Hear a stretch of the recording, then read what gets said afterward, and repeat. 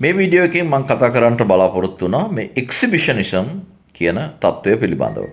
දැන් එක්සිබිෂනිසම් කියලා අපි අදහස් කරන්නේ දැන් සිංහලෙන් මේකට කියන්නට පුළුවන් ප්‍රදර්ශනය කිරීම කියලා. දැන් මෙහිදී අපි අදහස් කරන්නේ කිසියම් පිරිමියෙක් තමුන්ගේ ලිංගික අවයව කිසියම් කාන්තාවකට හෝ කාන්තාවන්ට ප්‍රදර්ශනය කිරීම එම කාන්තාවගේ අවසරයක් නැතුව.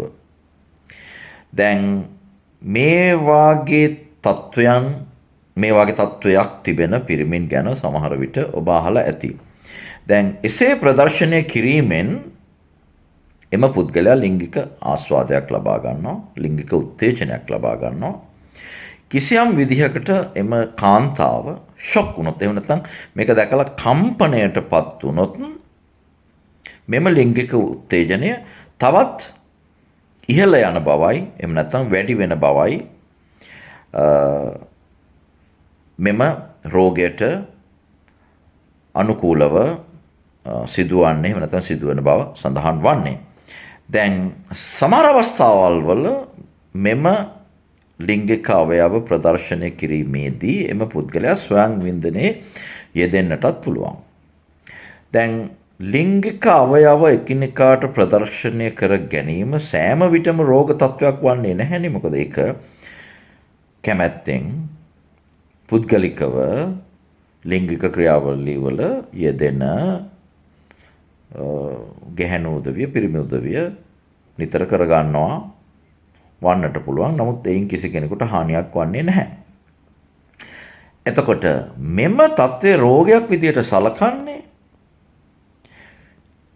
කැමැත්තක් නැතිව කාන්තාවකට මෙසේ ප්‍රදර්ශනය කිරීම එහෙම නැත්නම් කාන්තාවන්ට මෙසේ ප්‍රදර්ශනය කිරීම.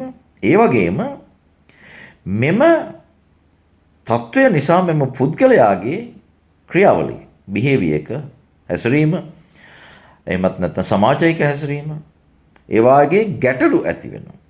ඇති වුණොතින් එතකොට එය සලකනවා රෝග තත්වයක් විදිහට. උදාහරණයක් විදිහට නීතිමය ප්‍රශ්න මෙම පුද්ගලයාට ඇතිවන්නට පුළුවන්. එතකොට නීතිමය ප්‍රශ්නයක් ඇති වුණොත් එමගින් නීතිය මගින් මෙම පුද්ගලයාට දණ්ඩනය කරන්නටත් සමහර විට සිදුවන්නට පුළුවන්.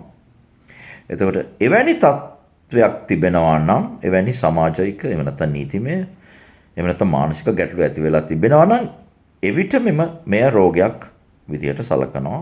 එහෙම නැතිනම් මෙය රෝගයක් විදිහට සලකන්නේ නැහැ. මේ එක්සිබිෂනිසම් එහෙම නැත්නම් ප්‍රදර්ශනය කිරීම කියන ලිංගික විකෘති භාවය.